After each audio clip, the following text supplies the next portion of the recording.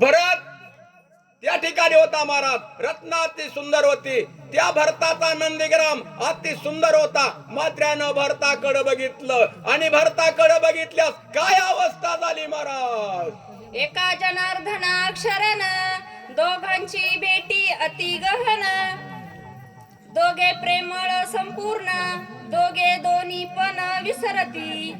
आता एका जनार्दना शरण हे आद्यामध्ये काय झालंय महाराज. दोघाची भेट झाली. पुढल्या आद्यामध्ये दोघाची गोष्टी होत्या. दोघांचं राम कथेशी असणार आनंद होईल. हे बी राम भक्त आहे, राम भक्त भरत आहे, राम भक्त हनुमानजी. दोघांचं प्रेम सारखंच आहे आणि हे आपल्याला पुढल्या आद्यामध्ये ऐकाय मिळणारच आहे. एका जनार्दन कृपाळू जननी, गोड न खाया बाळा वाचुनी. मुखीचा घास काढोनी, माझ्या वंदनी घालीत. तशी असणारी ही बाळाची आई असती महाराज. आणि बाळाची आई काय करते, आपल्या मुखातला घास काढते, त्या बाळाच्या मुखात भरवते. तसं हे नाथरायाने आपल्या मुखामध्ये गोड घास रामायणाचा भरवलेला आहे.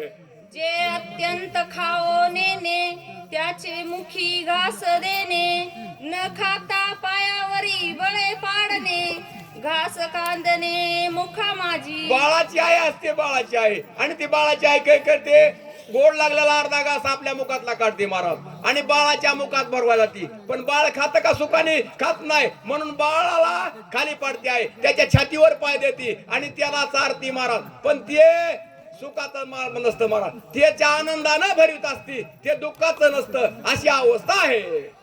वांजेसी हे न कळे चिन्ह, व्याली जाणे वेदना. कृपाळू एका जनार्दन, जिथे अभिधान विश्वमाता. त्यावेळेस ही आता विषय महाराज, ज्या वेळेस अशी अवस्था होती. चला ब्रह्मादिक पुत्र व्याली, जिथे ब्राह्मंडे सृजिली. निज कर्मे तृण मानिली, मजते चाली लक्षणा. आज ते अवस्था आहे महाराज.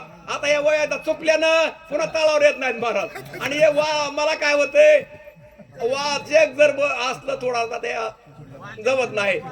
वाचा क्लिअर वाचलंय पण मला काही सुटाना विषय महाराज. चला ताणलेल्या उदक द्यावे, की भुकेल्या जेऊ घालावे. मज हे सर्व थान संभवे, तेने आलावे माऊली. ज्याला ताण लागली त्याला पाणी द्यावं, एखाद्याला भूक लागली त्याला अन्न द्यावं. असं त्या असणारे माऊलीचं काम आहे. आणि असा घास असणारा देवाचा असणारा भरवलेला आहे म्हणले. यासी काय करू आता, जन्मोनी झाला अकर्मता. किती याची करू चिंता, काही सर्वथा जाणे ना. असं म्हणले असणार हे कथेचं असणार अनुसंधान आहे. आणि ही कथा कितीतरी गोड आहे रामायणाची. आणि हे कथेचा असणार मुखामध्ये आपल्या घास हे गोड असणार भरवलेलं आहे. घास तोही घेवे नेने, मनोनी निज मुखीची काढणे. माझ्या मुखी कोंदणे, बाळा कारणे कृपाळू. कृपाळू असणारी माऊली आणि असणाऱ्या बाळासारखा असणारा घास आपल्या मुखातला काढते महाराज आणि आपल्या बाळाच्या मुखात भरवते. तसा हे नाथरायाने हे असणाऱ्या मुखामध्ये आपल्या भरलेला आहे असं नाथराया सांगत आहे. अति सुरस राम कथा, माऊलीशी घास गोड घेता. आड मी आलो अवचिता, काही सर्वथा जाणे ना. अशी ही गोड रसाळ ही रामकथा आहे. आणि रामकथा आहे पण मी असणारा याच्यामध्ये लेण्याचं कार्य केलं. मी आडवा आलो असं त्या घासाला सहकार्य करण्याचं कार्य करू लागलो असे नाथराया म्हणू लागले. तेही कृपाळू कैसी, तोंडीचे काढोनी वेंगसी.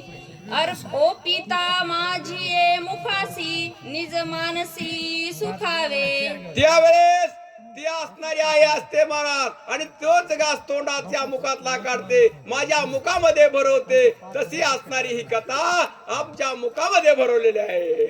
बालकाच्या धनी दाईजे, का शिष्य चिनी झाले पणे होईजे. आणि काहे न कळे सहजे सद्गुरूने जाणिले की प्रवतिशा. हे असणार का कुणाला बी कळत नाही महाराज, ज्याच्या यांना त्यालाच कळतात महाराज, अशी अवस्था आहे महाराज.